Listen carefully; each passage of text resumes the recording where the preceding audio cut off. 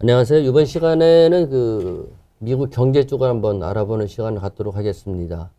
스튜디오에 김한진 박사님, 안녕하세요. 그다음에 이종호 의원님 모셨습니다. 예, 안녕하세요. 저희가 1, 2부에서는 내년도 이제 우리나라 경제하고 증시 분야를 훑어봤는데 또 우리가 미국의 영향을 또 많이 받고 있으니까 예. 이번 3부에서는 미국 경제 쪽을 한번 얘기를 나눠보도록 하겠습니다. 우선 금리하고 이제 같이 묶어서 이제 얘기를 나눠보고 싶은데요. 미국이 금년도에 4번 연속 자이언트 스텝인가요? 해가지고서 우리도 따라가다 보니까 지금 상당히 곤혹스럽고, 그러니까 금리 인상이 이제 어떻게 흘러갈 것인지 부분하고, 그 다음에 지금 월드뱅크나 이런 데에서도 내년도 미국도 경제 성장률을 높게는 안 보고 있는데, 질문이 이제 미국의 경제가 어떻게 흘러갈 것인 부분하고, 네. 그 다음에 금리 문제, 이런 걸 같이 묶어서 한번 이렇게 말씀을 해 주시죠. 예, 일단 뭐 미국 경제는 둔화될 거다라고 하는 의견들이 굉장히 많고, 네. 그다음에 또 논리적으로 봤을 때도 그게 좀 타당하다라는 생각이 듭니다. 그래서 어느 정도 둔화될 거다라고 이제 생각이 되는데, 과연 그 둔화되는 폭이 얼만큼 될 거냐 하는 것들이 관건이다라고 생각이 듭니다. 지금 보면 뭐 한 1%대 정도가 나올 거다 이렇게 얘기를 하는데요. 네. 그거는 또 너무 높게 전망하는 거 아닌가 이런 1%도? 생각이. 예, 그렇죠. 왜냐하면 1% 정도 된다라고 하면 거의 둔화가 별로 없는 형태라고 봐야 되거든요. 네. 미국의 잠재 성장률이 지금 2% 정도 내지는 그거를 조금 밑돈다라고 생각하는데, 네. 거기에서 1% 정도 성장을 한다라고 하면 잠재 성장률의 절반 정도밖에 안 되기 때문에, 네. 그런 절반 정도 되기 때문에 전체적으로 봤을 때 그렇게 심하게 둔화되는 건 아니다라는 생각이 들거든요. 네. 오히려 제가 봤을 때는 뭐 마이너스 한 2, 3% 정도 이런 정도 된다라고 하면 그래도 뭐 어느 정도 둔화됐구나라고 생각할 텐데, 네. 뭐 지금 1% 뭐 심지어 뭐 0 이렇게 얘기를 하니까 그것보다는 좀 낮아질 것 같고, 제 생각으로는 0%를 기점으로 해가지고 마이너스도 갔다가 그 다음에 또 약간 플러스가 하면서 위로 올라오기도 했다가 네. 뭐 이러는 형태가 될 거다라는 생각이 들거든요. 네. 그동안 뭐 미국 같은 경우가 경기를 부양시키기 위해서 굉장히 많은 것들을 쏟아부었다라고 봐야 되겠죠. 재정 쪽을 통해서도 많이 그걸 했고, 네. 그 다음에 또 금융 정책을 통해서도 많이 했고, 그런데 그 약발이 이제 어느 정도는 거의 대부분 다 소진이 돼버린 상태이기 때문에 추가적으로 끌어올리고 하는 부분들 쉽지가 않을 것 같고요. 네. 그렇게 되다 보면 자연적으로 소비나 이런 부분들이 둔화가 될 수밖에 없어서 전체적으로 아무튼 경기는 0%를 기준으로 해서 위아래로 왔다 갔다 하는 형태가 될 거다라는 생각이 들고, 네. 그 다음에 위기가 과연 발생할 거냐 하는 것들에 대해서 한번 생각해 볼 필요가 있는데, 네. 위기는 뭐 미국뿐만 아니라 우리나라도 그렇고 전 세계 선진국들 어디도 거기에서부터 자유로운 돈은 없습니다. 네. 모두 다가 위기가 발생할 수 있는 그 형태는 계속해서 갖고 있다라고 봐야 되는데, 네. 그렇다라고 해서 위기가 발생하는 것 자체를 가정으로 놓고 그다음에 또 그거에 따라서 경제를 전망하고 한다는 거는 그렇게 제가 봤을 때는 맞는 건 아니거든요. 왜냐하면 위기라고 하는 것 자체는 금융위기가 됐든 뭐 어떤 위기가 됐든 비정상적인 형태에서 발생을 하는 거기 때문에 그거를 놓고 전망하기는 굉장히 어렵다라는 생각이 들어요. 그래서 위기가 없다라고 우리가 따지고, 그러니까 큰 위기가 발생하지 않는다라고 따지면 네. 성장률이 0%에서 왔다 갔다 하는 형태가 될 거다라고 보이고요. 네. 금리 인상은 네. 이번에 12월 달에 0.5% 인상을 하고, 네. 그 다음에 한 번 내지 두 번 정도 더 0.25% 인상을 하면 네. 전체적으로 금리 인상은 끝날 것 같다라는 생각이 듭니다. 대신에 내년도에 특별한 일이 없는 한 금리를 내리거나 하는 것들은 어렵고, 금리를 내린다라고 하면 그거는 미국 경제가 굉장히 안 좋아서 많은 사람들이 연준한테 이 뭔가를 좀 해야 되는 거 아니냐라고 하는 빗발치는 요구가 있으면 당연히 그에 따라서 연준이 움직일 수 있다라고 생각이 듭니다. 이번에 그러니까 지난 한 20년 동안에 걸쳐서 두 번의 큰 금리 인하와 그 금융 완화 정책이 있었잖아요. 두 번 다가 어떻게 보게 되면 결과는 좋지 않았습니다. 첫 번째에 2001년도서부터 2006년도까지 금리를 기준금리 1.0%까지 내리고 했을 때 그 마지막 결과는 미국의 금융위기였거든요. 그 다음에 두 번째 그 금융위기가 나고 난 다음에 2009년도서부터 0.25%까지 금리를 내리고 그거를 무려 뭐 87개월 넘게 계속 가지고 가고 이렇게 했었는데 그 마지막 결과는 물가 상승에 따라서 연준이 정말 신뢰도가 어마어마하게 훼손돼 버리는 형태가 됐잖아요. 네. 그렇게 되다 보니까 자연적으로 연준이나 중앙은행에서 어떤 정책을 피는데 굉장히 주저를 할 수밖에 없는 거죠. 그런 측면에서 보면 내년도 초에 금리 인상은 마무리가 될 것 같은데 인하하고 하는 것들은 굉장히 시간이 많이 걸릴 거고 그다음에 연준의 행동을 이끌어내는데도 상당히 어려움이 있을 거다라는 생각이 듭니다. 김 박사님 어떤 시각 갖고 계시나요? 네, 일단 경기는 내년도에 생각한 것보다 나빠질 것 같아요. 미국 경제도. 하지만 뭐 좀 상대적으로는 다른 나라보다는 양호한 편으로 좀 정리할 수 있겠고요. 나빠지는 이유는 뭐 올해 금리를 어쨌든 말씀하셨듯이 75bp를 4방 그리고 그 전에 25bp 또 50bp 하니까 뭐 5방에다가 12월에 50bp. 어쨌든 이 정도 금리를 인상하면 수요는 꺾입니다. 근데 시차를 두고 꺾이죠. 네, 그렇기 때문에 연준도 그래서 누적적 영향과 시차라는 얘기를 이제 했는데 이게 내년도 2분기에서 3분기에 가장 극대화돼서 나타날 거다. 그러니까 소비가 다 주는 거죠. 그리고 물가도 잡히고 대신에. 그리고 지금 뭐 빅테크 기업들 중심으로 또 건설, 금융, 해고를 많이 하잖아요. 감원을. 이게 지금 누적적으로 지금 내년도에 영향을 주는 거죠. 소비에. 그리고 지금 미국 저축률이 2%대까지 떨어졌습니다. 그리고 신용카드 사용액이 늘고 있잖아요. 그러니까 이제 돈 다 쓰고 이제 뭐 좀 빚내서 쓰고 지금 이러고 있는 거거든요. 그런데다가 이제 고용까지도 안 좋아진다. 그리고 앞으로 고용에 대한 자기의 전망. 한 6개월 후에 내가 어떻게 될지 몰라. 이러면 이제 지갑을 더 닫거든요. 이런 게 이제 내년 경제 모습이기 때문에 그 좋던 미국 경제마저도 하락하면 우리가 생각하는 것보다는 훨씬 더 누적적인 영향을 받으면서 성장률로는 뭐 어쨌든 지금 OECD는 0.5% 올해 1.5%에서 내년도에 0.5% 받지만 제 생각에는 마이너스 1% 정도까지 그리고 잘못하면 2분기, 3분기는 연속 2분기 연속 마이너스 역성장폭이 좀 큰 그런 경기 충격이 나타날 수 있고요. 하지만 그럼에도 불구하고 다른 나라에 비해서는 그거는 뭐 가벼운 수준이다라고 저는 생각을 하고 있고요. 미국 걱정을 할 게 아니라 저희는 뭐 우리나라 걱정을 해야 되는데. 역시 걱정할 때가 아니죠. 네네네네. 하나 궁금한 게 네네. 미국이 지금 저 두 분이 공통적으로 말씀하시는 게 마이너스 갈 수도 있다고 말씀하셨잖아요. 네. 우리나라는 지금 아까 이제 말씀을 하실 때에 네. 뭐 1점대 중반에 했었는데 우리나라 미국이 한 마이너스 1 정도 되면은 우리나라는 마이너스 3, 4 정도 갈 수 있는 상황도 오는 거 아닌가요? 뭐 그럴 수도 있죠. 네, 그럴 수도 있는데 네. 어쨌든 미국은 조금 뭐 방식은 조금 다르지 않습니까? 네. 전분기 대비 연율로 하기 때문에 조금 우리나라와는 조금 다른 부분이 좀 있고요. 네. 물론 이제 미국이 뭐 마이너스 1 가면 우리나라는 뭐 분기별로는 더 큰 역성장이 나올 수 있죠. 네. 하지만 이제 하반기부터는 좀 회복될 것 같아요. 저는 뭐 미국 경제가 그래도 좀 중심을 전 세계 경제의 어쨌든 수요의 중심을 잡아줄 거라고 보는 이유는 네. 이번에 과잉 투자가 없었다. 그 다음에 부채가 조금 적었다. 크게 가계부채나 기업부채가 그렇게 높진 않거든요. 네. 가계부채는 거의 낮고요.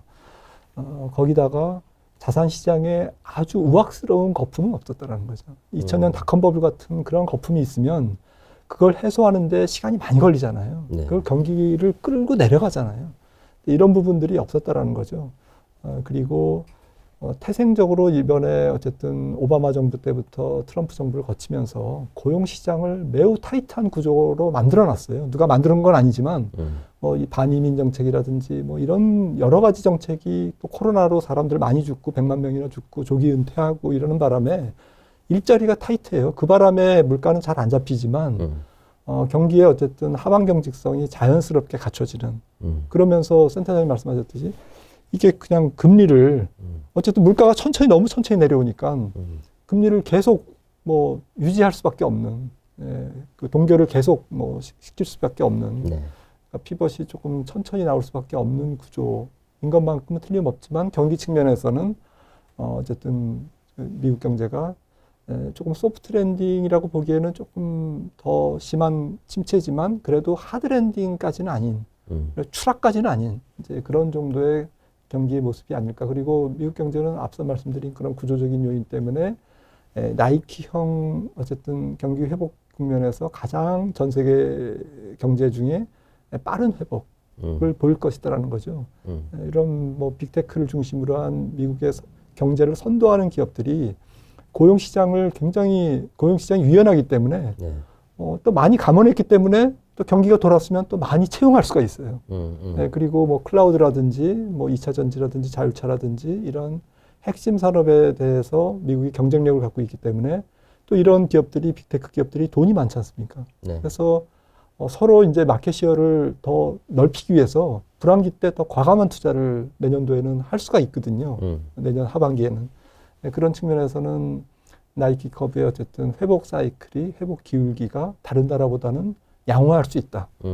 그래서 전 세계 경제를 조금 끌고 갈 수 있다. 이렇게 생각을 합니다. 그리고 금리 문제는 뭐 좀 말씀드렸다시피 뭐 12월 말에 12월 14일에 이제 50bp 인상하면 뭐 4.50%의 기준금리 상반이 되는데 저는 내년에 한 2번 더 25bp로 인상해서 5.0을 2024년 말, 2023년 말 내지는 후년 2024년 한 3월까지 동결 기조로 가져가서 그때부터 베이비 스텝으로 인하할 가능성. 그래서 후년 말에는 2024년 말에는 뭐 좀 많이 어쨌든 한 75bp는 인하할 것 같고요. 어쨌든 시장 금리는 우리나라 금리랑 비슷하게 움직일 것 같습니다. 어쨌든 국채 금리는 2%대 들어갈 수도 있고요. 내년 중반에. 그리고 하지만 미국에도 이제 조금 아킬레스건이 있거든요.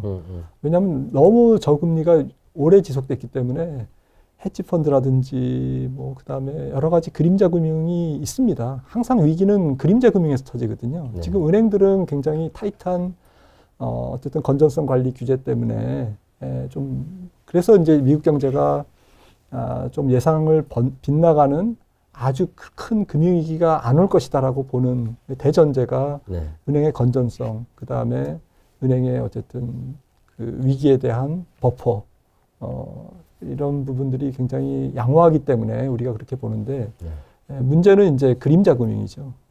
그림자 금융이 이번에 가장 크게 터진 게 암호화폐 시장이었지 않습니까? 가장 거품이 컸고 규제 어쨌든 그늘에서 벗어나 있는.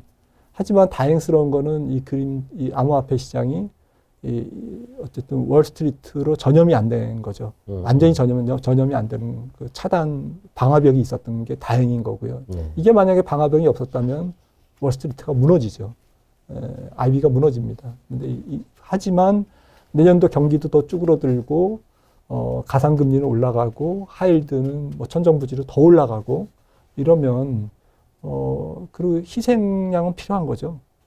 뭐 시니어론이라든지 그걸 또 뭐 하이힐드라든지 또 여러 가지 뭐 레버리지를 일으킨 헤지펀드라든지 이런 것들에 대한 뭐 신용 등급이 안 좋은 기업들도 조금 부도율이 올라갈 거고 이런 금융시장 안에서도 규제 밖에 있는 섹터 쪽에서 좀 어수선한 좀 이벤트들이 안 좋은 이벤트들이 나올 가능성이 있습니다. 하지만 그거는 조금 제한적이지 않을까 이렇게 생각을 합니다. 이거는 하나 여쭤보고 싶은 게 있는데 금리 인상 문제 있잖아요. 그 지금 두 분 다 말씀을 정리를 해보면은 12월 달쯤에 0.5% 정도 한번 올라갈 것 같고 그다음에 내년에 한두 차례 있을 것 같지 않느냐 말씀을 하셨는데 시기는 언제 정도로 오시나요? 글쎄요. 시기는 특정하기는 굉장히 어렵고요. 왜냐하면 뭐 시기는 상황에 따라서 굉장히 많이 바뀌기 때문에 그거를 지금에서 특정하기는 쉽지는 않다라고 봐야 되겠죠. 그러면은 다음 부분 하나 여쭤보고 싶은데 미국의 고용 안정 부분도 지금 말씀을 말씀하셨는데 통상에 봤을 때 금리가 더 많이 올리게 되면은 이게 고용이 떨어지지 않느냐 하는 얘기들을 많이 하고 있는데 미국은 또 안 그런 느낌에 많이 든단 말이에요. 예. 근데 이게 계속 시다되게 갈 건지 예. 아니면은 변화가 일어날 것인지 예. 어떻게 보시는지요? 변화가 일어난다고 봐야 되죠. 실업률도 높아지고 이렇게 된다라고 봐야 되는데 우선 보면 앞에서 김한진 박사님 말씀하셨던 것처럼 미국의 저축률이 2%로 떨어지고 그거는 이제 지원받았던 거에 상당 부분을 썼다라고 봐야 되는 거니까. 그러면 어떻게 됐든지 먹고 살기 위해서는 그 세상에 나와가지고 돈을 벌어야 되는 거잖아요. 그런 측면에서 봤을 때 이게 그 고용을 이제 그 고용 시장에 들어온다라고 하는 거는 숫자를 늘리는 형태가 되기 때문에 당연히 그에 따라서 실업이나 이런 것들이 참가하지 않을 때보다는 참가하는 사람들이 많아지면서 늘어나는 그런 그 형태가 된다라고 봐야 될 것 같고. 그다음에 두 번째 보면 내년도 지금도 이미 그런 형태가 나오지만 미국의 기업 실적들도 점차적으로 계속해서 약해지는 형태가 나오고 있거든요. 기업이 돈을 많이 못 벌면 그만큼 고용을 늘리기도 어려울 뿐만 아니라 고용을 하고 있는 사람들도 해고를 해야 되는 그런 그 상태가 되니까 당연히 보면 내년도의 고용 사정 이런 부분들은 안 좋다라고 봐야 될 것 같고 올해에 여전히 고용 상황이 좋은 거는 고용 지표라고 하는 것 자체가 후행적이잖아요. 그러니까 경기가 굉장히 나빠지고 상당히 시간이 지날 때까지도 고용 지표들은 굉장히 좋은 그런 그 부분들인데 이제 경기 둔화가 되고 또 시간이 어느 정도 지났기 때문에 내년도는 보면 현격하게 아마 고용 지표들이 계속해서 둔화되는 형태가 될 거고 일정하게 어느 정도 그 실업률이 올라올 때까지도 연준 입장에서는 그동안이 너무 과다하게 낮았기 때문에 올라오는 거는 그냥 정상이다라고 얘기하면서 그거에 대해서 그렇게 뭐 많은 그 정책적인 그 포인트를 넣거나 이러지는 않을 거라고 좀 보고 있습니다. 그 말씀 어떻게 보시나요? 네, 저는 뭐 말씀 주셨듯이 저도 2분기 정도부터는 내년 한 4, 5월 이 정도부터는 실업률이 많이 올라갈 것 같고요. 말씀하셨듯이 뭐 어쨌든 노동시장의 참여율이 올라가면서 경제활동 참여율이 올라가면서 가장 연준이 바랬던 임금 상승률이 둔화될 거다라는 거고요. 그러면서 조금 뭐 여러 가지 뭐 다른 요인들 다른 말씀입니다만 뭐 주택 가격이 좀 후행해서 렌트비가 떨어진다든지 이런 것들을 다 이제 엎치락뒤치락 다 모여서 물가가 이제 뭐 본격적으로 많이 떨어질 것 같습니다. 그래서 고용 시장도 어쨌든 지금의 기운하고는 뭐 완연히 다른 한 두세 분기 정도 지나면 한 두 분기만 지나도 미국 고용 시장은 굉장히 썰렁해질 것 같은 생각을 갖고 있는데 문제는 옛날처럼 뭐 실업률이 뭐 7%, 8% 오르고 이런 일이 아니다라는 거죠. 기껏해야 이번 경기 침체 국면에서 한 5% 정도에 근접하면 실업률이 미국 앞서 말씀드렸듯이 미국 시장의 고용 시장이 워낙 구조적으로 사람이 부족한 그런 상황이기 때문에 예전 같은 비교라면 똑같이 비교한다 그러면 이번에 5%의 실업률이 간다라는 것은 과거와 비교하면 한 7% 실업률에 도달하는 것과 마찬가지라는 얘기거든요. 그래서 5% 정도에 못 미치는 그 정도 실업률이 가장 경기 침체이기 때 높은 실업률로 기록될 가능성. 하지만 임금 상승률은 훨씬 더 많이 떨어지는 5%의 실업률에 비해서는 그렇게 생각을 합니다. 그다음에 이제 마지막으로 하나 기름값 문제 가지고서 한번 얘기를 나눠보고 싶은데 연초에 이제 그 우크라이나하고 푸틴하고 붙을 때만 하더라도 저게 러시아가 워낙 세기 때문에 단기간에 끝날 거 아니겠느냐 예상도 많이 했었는데 또 하다 보니까 유럽 개입하고 미국도 개입하다 보니까 이제 어느 측도 양보를 못하는 상황까지 갔단 말이에요. 물론 이게 어떤 식으로든 해결이 돼야 될 것 같은데 그 기름값 문제, 에너지 가격 문제는 우선 이 박사님 이렇게 말씀해 주시죠. 80달러대로 지금 떨어져 있습니다. WTI도 그렇고 브렌트유도 그렇고 이런 정도인데 제가 생각했을 때는 저는 원래서부터 80달러 정도 되면 적정한 수준이다. 80불이요? 여기에서부터 뭐 더 크게 내려가거나 올라가거나 그러지 않을 거다라는 생각을 했거든요. 그 지금도 저는 그 생각은 변함이 없습니다. 그리고 그거는 우크라이나 사태가 해결이 된다라고 하더라도 거기에서 또 크게 떨어지거나 그러지 않는다라는 생각을 하고 있거든요. 어차피 모든 것들은 특히 이게 원자재처럼 뭔가 그 실물적으로 사용되고 이러는 것들에 기반을 두고 있는 쪽 입장에서는 수급이라고 하는 것이 굉장히 중요한 역할을 할 수밖에 없는 거거든요.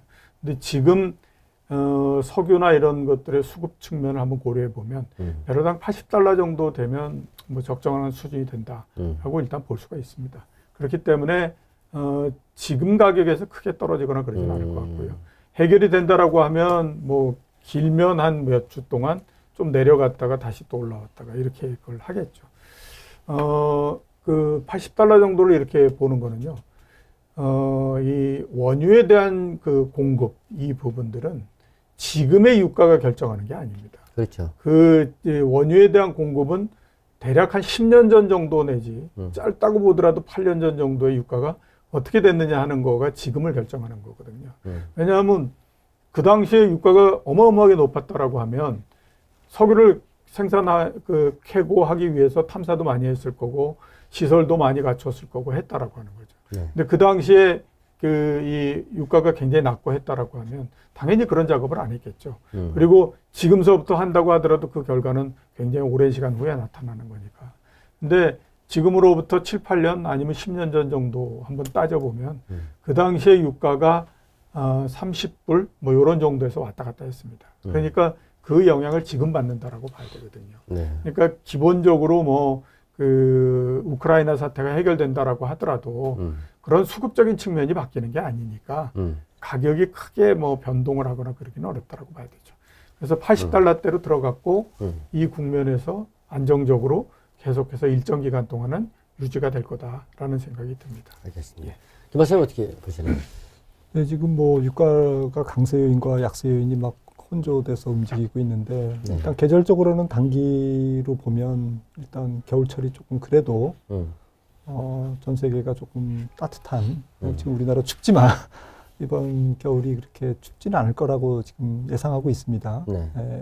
엘니뇨 현상이 있어서 그래서 이제 이런 부분들이 가장 그 지금 에너지 위기를 겪고 있는 이제 지금 유로존에 어쨌든 천연가스 수요라든지 또 천연가스 수요가 증가하면 또 뭐 원유 가격도 덩달아 올라가잖아요. 이런 부분들이 그래도 겨울을 나면서 그렇게 우려했던 수준까지는 안 올라가고 있다라는 또 안 올라갈 것이다라는 것에 조금 저도 무게를 두고 있고요. 내년 전체로 놓고 봤을 때는 제 생각에는 뭐 유가가 올라갈 수 있는 요인들이 많습니다. 중국이 뭐 봉쇄를 해제한다든지 또 리오프닝 경제가 일어나면서 산업 활동이 좀 더 활발해진다든지 또 재고가 굉장히 지금 미국 그 전략 비축유도 사상 최저이기 때문에 수십 년 만에 최저치기 때문에 이런 부분도 또 다시 또 유가를 들썩이게 하는 요인이 될 수 있고 또 유로존이 뭐 겨울을 나면 다시 또 탱크에 뭐 또 에너지를 또 채워놔야죠. 내년 봄에 이 계절적 비수기임에도 불구하고 한쪽에서 또 유로존은 또 에너지 수요가 이제 발생할 뭐 내년 겨울을 또 준비해야 되니까요. 당장 그런 부분이라든지 또 유가가 좀 떨어질 것 같으면 오펙이 또 모여가지고 야 뭐 감산하자 뭐 이럴 거고요. 그래서 이게 들썩일 수 있는 요인들은 많지만 경험적으로 봤을 때는 그런 요인에도 불구하고 전 세계 수요가 둔화된다라는 거. 그다음에 특히 미국 중심의 소비가 둔화된다라는 거. 그게 더 큰 문제가 될 수도 있겠네요. 소비가 둔화되면 아무튼 뭐 자동차 한 3번 탈 거 2번 타고요. 그다음에 뭐 어쨌든 에너지 줄입니다. 그래서 이 모든 요인에도 불구하고 수요가 둔화된다라는 것이 내년도에 유가를 끌어내릴 거다라고 특히 내년 2분기에서 3분기부터는 본격적으로 떨어질 거다라는 거고요. 어쨌든 또 여름에 또 에너지 소비가 조금 적지 않습니까? 물론 요즘에는 또 하절기에 또 냉방 때문에 있긴 하지만 그래도 겨울철만큼은 안 되거든요. 그래서 WTI 기준으로 내년도에 잘하면 6자를 볼 수 있지 않을까 라고 생각을 합니다. 약간 낙관적으로 보시네요. 네네. 자, 지금까지는 저희가 이제 내년도 미국 경제 쪽을 한번 훑어봤고요. 잠시 후 4부에서는 증시 문제를 다뤄보도록 하겠습니다. 고맙습니다.